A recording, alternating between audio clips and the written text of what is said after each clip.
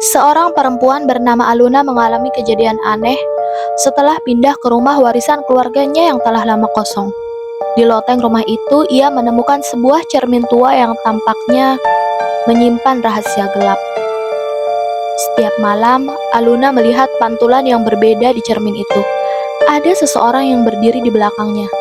Meski saat itu ia menoleh, tidak ada siapa-siapa. Ia mulai mencari tahu tentang sejarah rumah dan keluarganya. Ternyata ada jejak kasus hilangnya seseorang perempuan bernama Amara yang sangat mirip dengannya puluhan tahun lalu.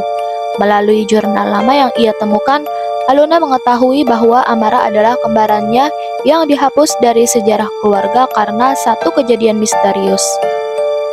Saat menyelidiki lebih dalam, Aluna menyadari bahwa ia sebenarnya adalah Amara yang tersisa di dunia cermin, bukan manusia nyata. Keluarganya dulu membuat ritual untuk menyelamatkan salah satu anak kembar dari kutukan leluhur yang menuntut satu jiwa di dunia nyata. Selama ini yang hidup di dunia nyata adalah Aluna, sementara Amara terperangkap di balik cermin. Namun, sejak Aluna mengalami kecelakaan dan koma selama setahun, kesadaran mereka tertukar tanpa ia sadari. Semakin lama dunia cermin dan dunia nyata mulai bercampur. Aluna harus memilih kembali ke dunia nyata sebagai dirinya yang asli atau tetap menjadi bayangan dan membiarkan saudaranya hidup. Langit sore itu berwarna abu-abu. Hujan rintik-rintik turun seperti desahan yang berat, membasahi atap rumah tua itu. Aluna berdiri di depan pintu, memegang kunci warisan yang baru saja ia terima seminggu lalu, bersamaan dengan surat kematian ibunya. Rumah itu sudah lama kosong di masa kecilnya. Aluna jarang diajak kemari. Ibunya selalu berkata, "Jangan pernah naik ke loteng, Aluna. Di sana hanya ada masa lalu yang tidak perlu kamu buka." Tapi kini tidak ada lagi yang melarangnya. Saat mendorong pintu yang berderit, udara dingin langsung menyergap kulitnya. Bau kayu tua, debu, dan sedikit aroma besi berkarat menyatu di udara, seperti aroma rahasia yang terpendam. Hari itu, Aluna membereskan sebagian kotak, mengelap perabotan lama, dan menyalakan listrik yang sempat mati bertahun-tahun. Ia pikir malam pertama akan dihabiskan dengan beristirahat. Namun pikirannya tak bisa diam. Matanya terus melirik ke tangga menuju loteng. Ada sesuatu di sana, perasaan yang aneh, seperti ada yang memanggil diam-diam. Setelah menimbang beberapa saat, akhirnya ia memberanikan diri untuk naik. Tangga kayu itu berderit setiap kali diinjak, seperti mengadu dalam bahasa rahasia yang hanya ada di dalam ruah tua itu yang mengerti. Saat tiba di loteng, pandangan Aluna langsung tertumpuk pada sebuah cermin besar yang ditutupi kain hitam. Cermin itu berdiri di sudut ruangan, hampir menyentuh langit-langit yang rendah. Jantung Aluna berdetak lebih kencang, meski ia tak tahu kenapa. Ia mendekat perlahan dan dengan jemari yang gemetar menarik penutup itu. Cermin itu memantulkan bayangannya yang samar. Kaca tua yang berdebu dan berlumur bintik karat membuat pantulannya terlihat kabur, seperti dunia lain yang tertahan di balik permukaannya. Aluna sempat tersenyum kecil, menertawakan dirinya sendiri karena merasa tegang. Namun, saat ia berbalik hendak turun dari loteng, di sudut matanya ia melihat sesuatu. Ada bayangan lain berdiri di belakangnya di dalam pantulan cermin. Ia menoleh cepat namun kosong. Tak ada siapa-siapa di sana. Ketika kembali menatap cermin itu, bayangan tersebut sudah hilang. Yang tersisa hanya dirinya sendiri, berdiri sendirian di loteng tua yang kedinginan. Atau setidaknya itulah yang ia kira. Langit sore itu berwarna abu-abu. Rumah warisan. Langit sore itu berwarna abu-abu. Hujan rintik-rintik turun seperti desahan yang berat, membasahi atap rumah tua itu. Aluna berdiri di depan pintu, memegang kunci warisan yang baru saja ia terima seminggu lalu, bersamaan dengan surat kematian ibunya. Rumah itu sudah lama kosong. Di masa kecilnya, Aluna jarang diajak kemari.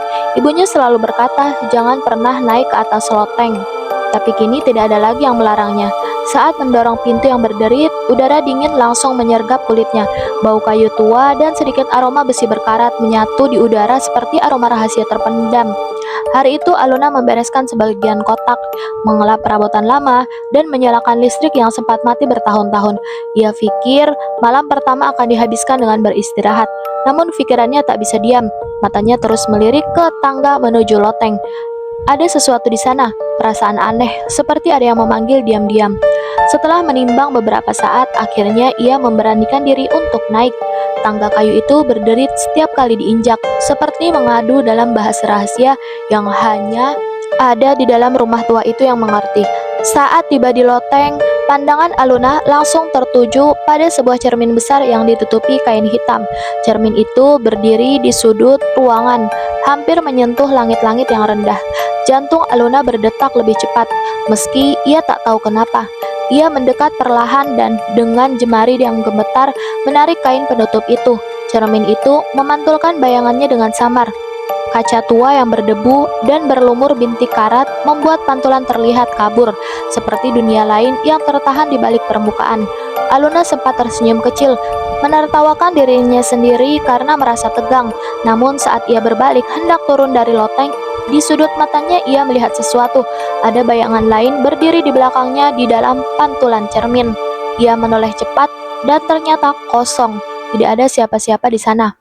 Ketika kembali menatap cermin itu, bayangan tersebut sudah hilang.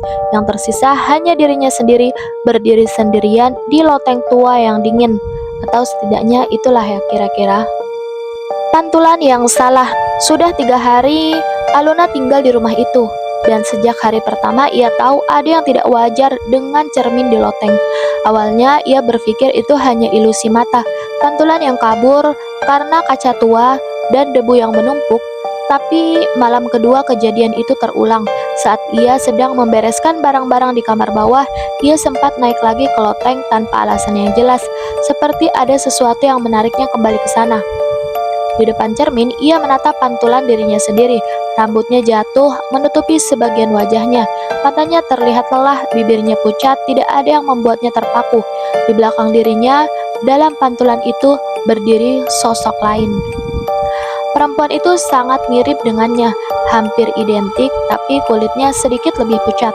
Matanya lebih gelap dan rambutnya lebih panjang, tergerai seperti bayangan air yang mengalir. Sosok itu hanya berdiri diam di belakang Aluna, menatap lurus ke arah kaca. Aluna menoleh cepat ke belakang, tak ada siapa-siapa, namun saat kembali menatap cermin, bayangan itu masih ada. Ia membeku di tempat. Jantungnya berdetak kencang, telapak tangannya basah oleh keringat dingin. Ia mencoba mengatur nafas, berkata dalam hati, ini hanya sugesti, hanya bayangan. Namun, malam-malam berikutnya membuktikan bahwa itu bukan sekadar ilusi.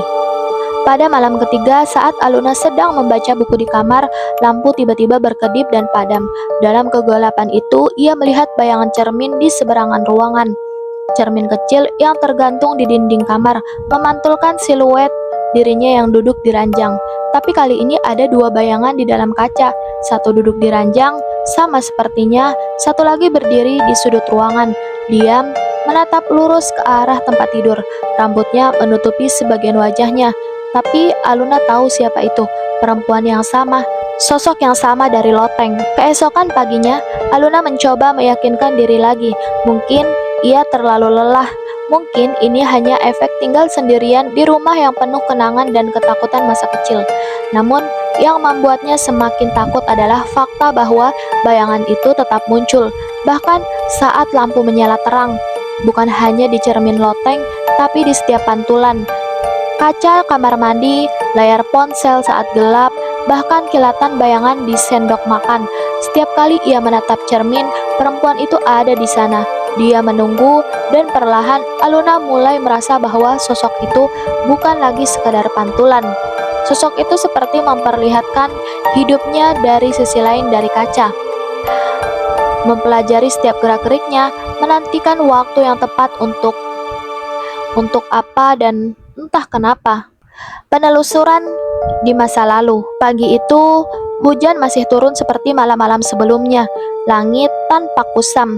Seakan waktu sendiri ikut murung bersama rumah tua itu.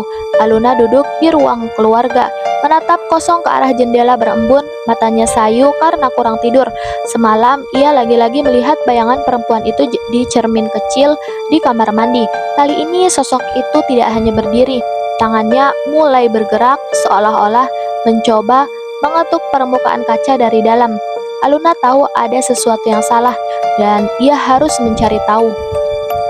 Tumpukan kertas dan sebuah nama yang terhapus. Siang itu ia memutuskan membuka kembali sebuah kotak warisan yang ia anggap tidak penting.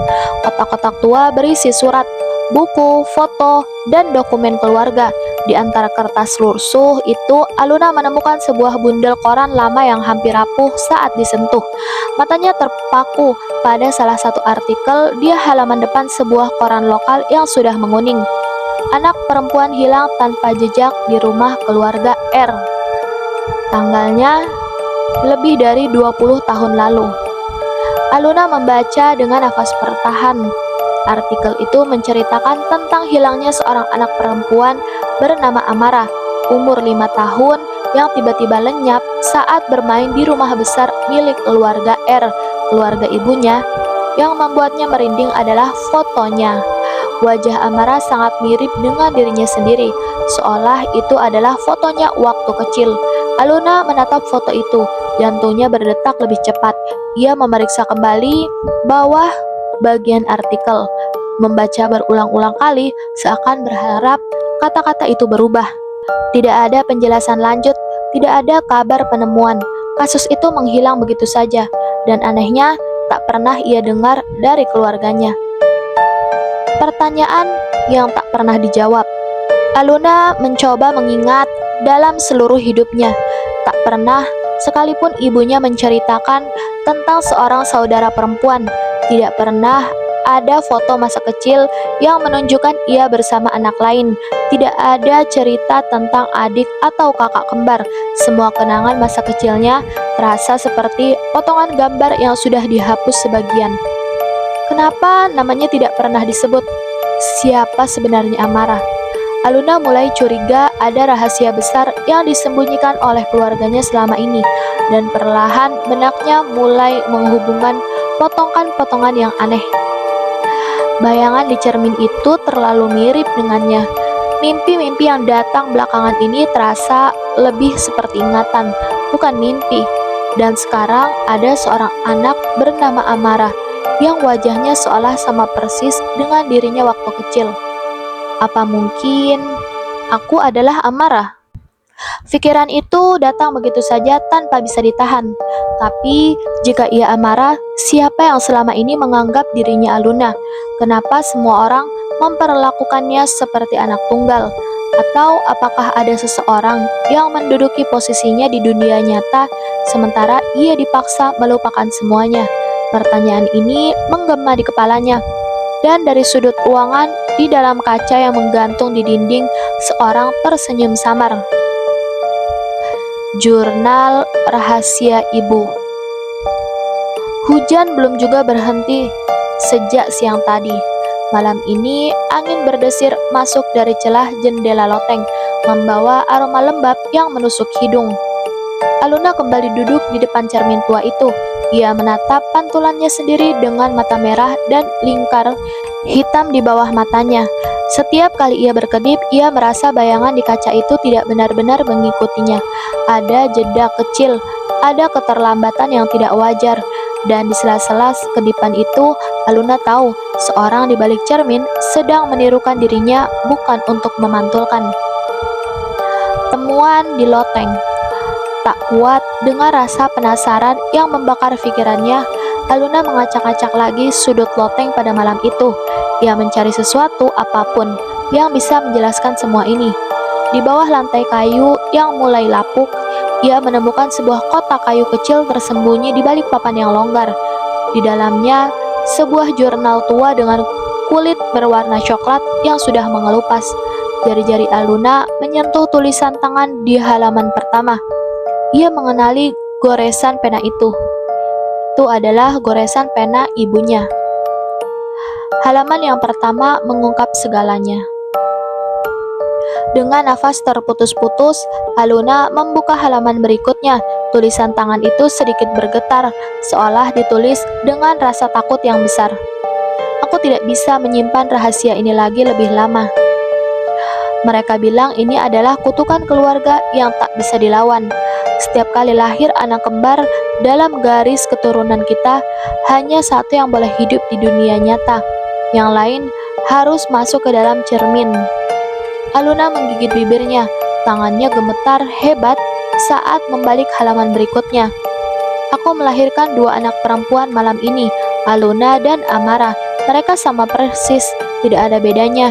Tapi menurut tradisi keluarga, kami harus memilih salah satu untuk dikorbankan. Kami memilih Aluna untuk tetap tinggal. Amara kami kunci di balik cermin.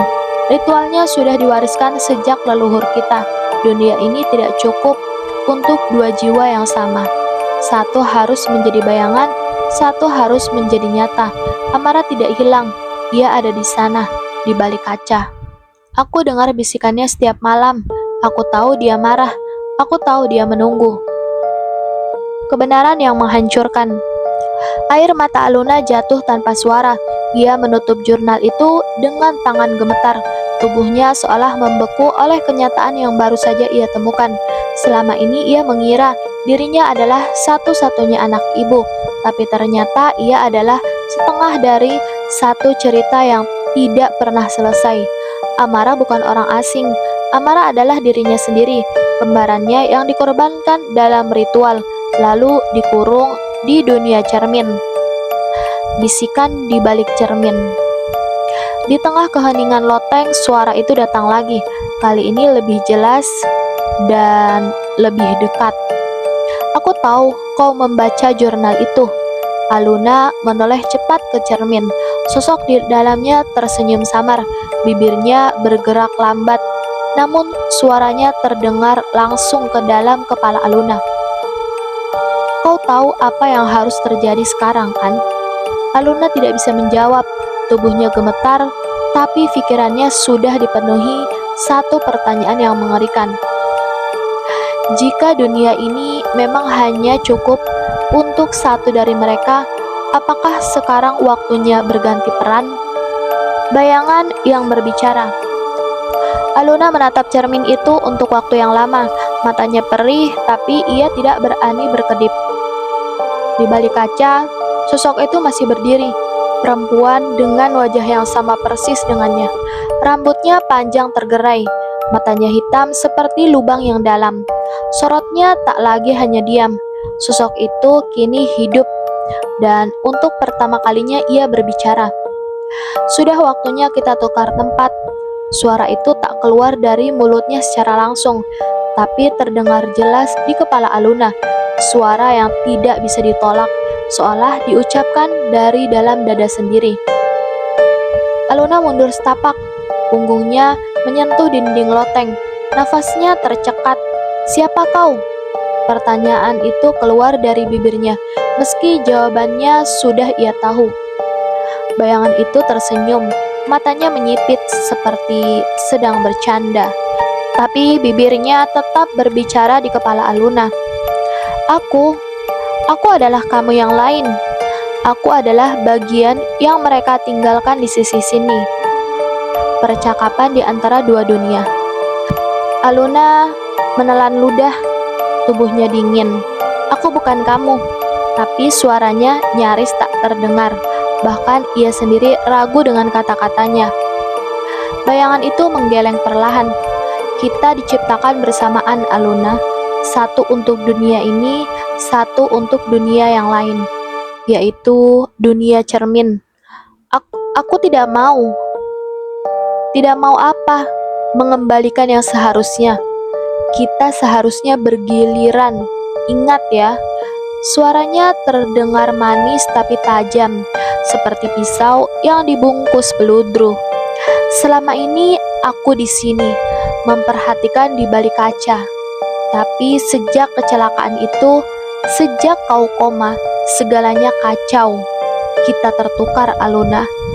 Tapi kau tak sadar, karena sebagian dari dirimu sudah menjadi aku. dan sebagian dari aku sudah menjadi kamu. Pintu yang terbuka.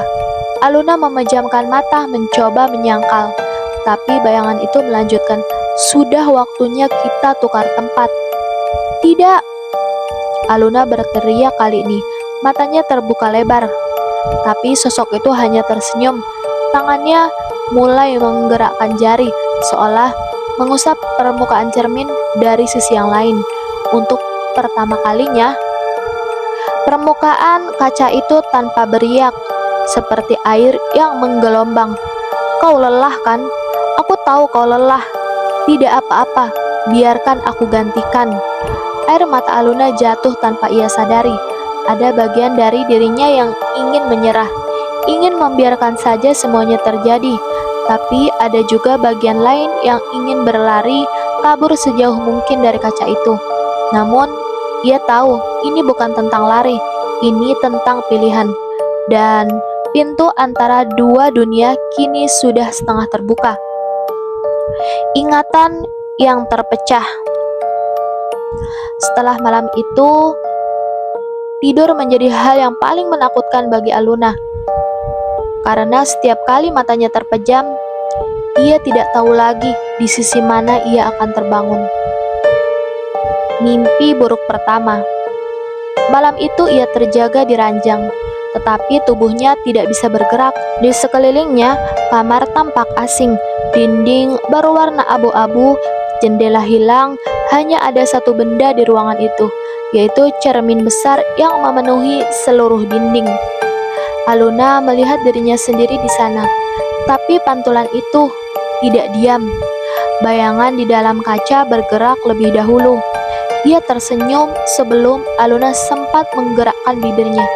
Tangannya terangkat, menyentuh permukaan kaca dari dalam. "Sudah kukatakan kan, kita ini sama. Aku hanya bagian yang disisihkan." Bayangan itu kemudian mencakar permukaan cermin. Dan dari balik retakan, Aluna melihat sesuatu yang lebih buruk dari dirinya sendiri. Ia melihat masa kecil yang tidak pernah ia ingat sebelumnya. Potongan ingatan. Amara dan Aluna berdiri berdampingan saat bayi. Seseorang perempuan tua, nenek mereka, mengumumkan mantra di tengah ruangan. Ibunya menangis memegang salah satu dari mereka, sementara yang lain diangkat ke depan cermin. Yang satu untuk dunia ini, yang lain untuk dunia sana. Suara nenek itu bergetar, gemetar seperti takut dengan ritual yang ia lakukan. Lalu ada kilatan cahaya dan dunia yang gelap. Kebangkitan di dunia nyata. Aluna terbangun dengan nafas terengah-engah. Tubuhnya basah oleh keringat, jantungnya berdetak kencang, dadanya terasa sesak. Ia mencoba bangun, tapi tangannya gemetar hebat. Serangan panik, dunia di sekitarnya terasa sempit. Suara desiran hujan di luar jendela terdengar seperti bisikan ribuan yang memanggil namanya dalam gema. "Aluna," atau mungkin itu Amara. Ia tidak yakin lagi. Rasa ragu yang memecah diri. Aluna menatap bayangannya di cermin kamar. Matanya sendiri menatap balik dengan sorot asing. Untuk pertama kalinya ia benar-benar bertanya pada dirinya sendiri, siapa aku sebenarnya? Apakah ini benar-benar Aluna seperti yang selama ini ia yakin? Atau apakah ia adalah Amara yang berhasil keluar dari cermin saat kecelakaan itu terjadi setahun lalu? Jika yang di cermin adalah dirinya yang asli, maka siapa dirinya yang sekarang? Bisikan terakhir di malam itu. Dari pantulan kaca yang berembun, suara itu muncul lagi, lembut tapi memukau. Yang hidup di dunia ini selalu berhutang pada yang ada di balik cermin. Sudah saatnya membayar. Ritual yang gagal. Hujan berhenti di luar, tapi suara di dalam kepala Aluna justru semakin keras. Malam itu ia kembali membuka jurnal ibunya. Di halaman paling belakang ada sobekan kertas yang semula tersembunyi di balik sampul kulitnya. Kertas itu berisi catatan tentang sebuah ritual yang belum selesai. Pengakuan tambahan yang ada di jurnal adalah, Setahun lalu, aku mencoba membatalkan ritual lama itu. Aku tidak tahan melihat Aluna dihantui bayangan saudara kembarnya yang terperangkap. Aku berpikir, jika aku bisa membuka kembali gerbang cermin dan menukar posisi mereka, mungkin kutukan ini akan berhenti. Tapi aku salah. Malam ini, saat Aluna mengalami kecelakaan dan koma, pintu antara dua dunia terbuka setengah. Mereka tertukar, tapi tidak sepenuhnya. Separuh jiwa Amara masuk ke dalam tubuh Aluna, dan separuh jiwa Aluna masih tersangkut di sana, di balik kaca. Kilasan kecelakaan. Ingatan itu datang seperti petir menyambar di kepala Aluna. Ia ingat kecelakaan setahun lalu. Ia mengemudi saat hujan deras. Mobilnya tergelincir di tikungan dan terbalik. Tapi ada satu detik aneh sebelum semuanya gelap. Saat itu, ia melihat bayangannya sendiri di kaca spion, dan bayangan itu tersenyum, padahal ia sendiri sedang menangis. Setelah itu, ia tidak pernah benar-benar merasa utuh lagi. Dunia yang semakin retak. Aluna menutup jurnal itu dengan tangan gemetar. Ia kini tahu mengapa dirinya merasa seperti orang asing dalam tubuhnya sendiri, karena ia memang bukan lagi satu jiwa yang utuh. Ia adalah setengah manusia, setengah bayangan. Dan dunia di sekitarnya mulai menunjukkan retakan. Bukan hanya cermin, benda-benda lain di rumah mulai ikut berbicara. Pantulan di layar ponsel, kilatan di sendok makan, bahkan genangan air hujan di teras rumah yang memantulkan sesuatu yang berbeda. Tukar tempat, suara itu kini datang dari mana-mana. Pertanyaan yang tak terjawab, jika ritual itu gagal, apakah masih ada cara untuk memperbaikinya? Atau apakah dunia ini memang sudah rusak? Apakah akan terus seperti ini? Dengan dua jiwa yang saling tarik-menarik hingga salah satunya menyerah, Aluna menatap cermin di depannya, dan di balik kaca Amara tersenyum dengan kepala sedikit miring, seperti sedang mengamati boneka yang rusak. Retakan dunia cermin. Beberapa hari setelah membaca jurnal itu, Aluna mulai kehilangan kemampuan membedakan kenyataan. Dunia seperti kaca yang mulai retak. Pantulan dan kenyataan bercampur tanpa aturan. Pagi itu, saat Aluna hendak mencuci muka, ia menatap wastafel. Di dalam genangan air, ia melihat pantulan wajahnya menyergap lebih lambat dari dirinya. Bahkan setelah ia berdiri, pantulan itu tetap menunduk menatap air, seperti enggan ikut bergerak. Aluna membekap mulutnya, menahan nafas. Di layar ponselnya, ia melihat notifikasi muncul dan hilang. Pesan-pesan dari nomor tak dikenal berisi kalimat yang sama. Sudah waktunya berganti tempat. Di jendela, pantulan ruang tamu menunjukkan seseorang duduk di sofa. Padahal saat ia menoleh, ruangan itu kosong. Bahkan, di mata orang lain, pantulannya mulai salah. Seorang tetangga yang tak sengaja melihat bayangannya di kaca helm berkata, "Luna, kok tadi aku lihat kamu tersenyum pas nggak ngomong apa-apa ya?" Malam itu dunia pecah. Malamnya Aluna mencoba menenangkan diri dengan menutup semua cermin, tapi sia-sia. Karena ia menyadari sesuatu yang lebih menakutkan. Bayangan Amara kini sudah tidak butuh kaca lagi untuk menampakkan diri. Ia muncul di sudut-sudut gelap ruangan. Direfleksi bola mata Aluna sendiri saat bercermin. Kadang saat ia berkedip, dunia tampak seperti membalik. Dinding menjadi lantai dan lantai menjadi dasar air yang keruh. Pengalaman keluar tubuh. Pada tengah malam, Aluna terbangun karena merasa tubuhnya sangat ringan. Ia melihat dirinya sendiri tidur di ranjang, sementara jiwanya melayang di atas kasur. Dan dari langit-langit Amara menggantung terbalik, menatapnya dari balik batas tipis antara dunia dan dunia bayangan. Sudah tidak ada pembatas lagi sekarang, bisik Amara. Matanya bersinar seperti kaca basah. Kita ini seperti cermin yang pecah, dan tidak ada yang bisa memperbaikinya. Malam itu, Aluna berdiri di depan cermin besar di loteng. Tangannya gemetar, matanya sembab, tapi ia tahu semua harus berakhir di sini. Dunia di sekitarnya sudah kacau, bayangan dan kenyataan bercampur seperti cat yang tumpah.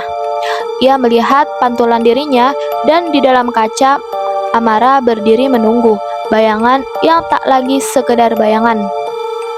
Percakapan terakhir, kau sudah tahu ini akhirnya, bisik Amara dari balik kaca. Suaranya lembut, tapi di dalamnya ada sesuatu yang lebih dingin dari kematian. Aluna menggertakkan gigi. Kenapa harus aku yang memilih? Karena kita sama, jawab Amara. Dan dunia ini tidak bisa menampung dua jiwa yang identik. Kita tahu itu sejak lahir, kan? Pilihan yang menghancurkan. Ada dua pilihan di depan Aluna. Kembali ke dunia cermin, mengembalikan Amara ke dunia nyata, dan membiarkan dirinya menjadi bayangan selamanya. Atau melawan, memaksa Amara tetap terkunci di dunia cermin, tapi dengan konsekuensi dunia nyata akan terus retak dan dirinya tak akan pernah utuh lagi. Dan di titik itu Aluna menyadari satu hal yang lebih mengerikan. Ia tidak tahu lagi siapa dirinya sebenarnya. Mungkin ia adalah Amara yang berhasil keluar, atau mungkin ia benar-benar Aluna, tapi jiwanya sudah terlalu bercampur. Pertarungan batin. Di dalam pikirannya, suara-suara itu bergema. Kau egois jika memilih tinggal, tapi apa artinya pengorbanan kalau hidupmu penuh rasa bersalah? Apa salahku terlahir sebagai bayangan? Tangannya mencengkram sisi cermin, air mata mengalir, tapi ia tak tahu lagi siapa yang menangis, dirinya atau bayangan itu. Penyatuan jiwa. Amara mengulurkan tangannya dari balik kaca. Kini permukaan cermin bukan lagi penghalang. Ia bisa menyentuh dunia nyata. Jemarinya menyentuh jemari Aluna. Kita bisa menyatu, bisik Amara. Tidak perlu ada yang dikorbankan lagi, tapi kita akan menjadi satu. Satu jiwa dengan dua sisi. Tidak akan pernah tahu lagi siapa yang dominan. Keputusan. Aluna menutup mata. Tangannya menggenggam tangan Amara. Dan untuk pertama kalinya sejak semua ini dimulai, ia tidak memilih menjadi salah satu dari mereka. Ia memilih menerima keduanya. Saat Aluna membuka mata, dunia di sekitarnya berubah. Cermin itu retak, tapi tidak pecah. Dan di dalam pantulan tidak ada lagi sosok lain, hanya dirinya, dengan bayangan yang sama tapi mata yang berbeda. Satu mata mengandung cahaya, satu mata mengandung bayangan. Dua jiwa dalam satu tubuh. Dan akhir yang terbuka. Pagi itu hujan sudah reda, langit kelabu menyisakan kabut tipis yang menempel di jendela.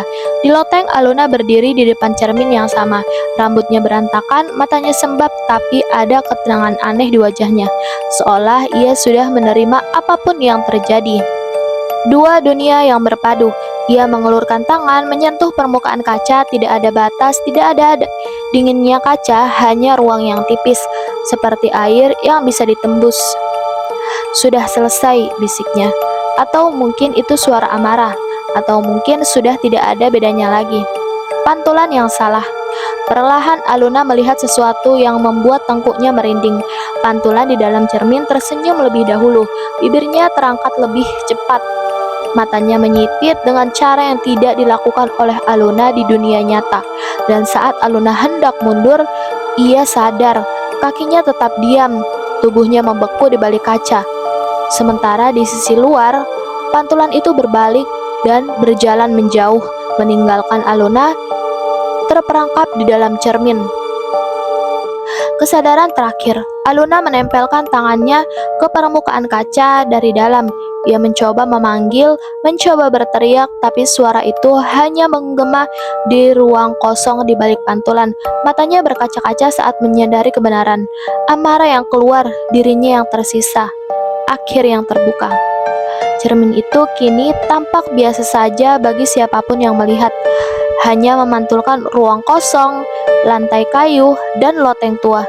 Tapi jika seseorang menatapnya cukup lama, mungkin akan melihatnya sepasang mata yang mengintip dari balik kaca, menunggu kesempatan lain.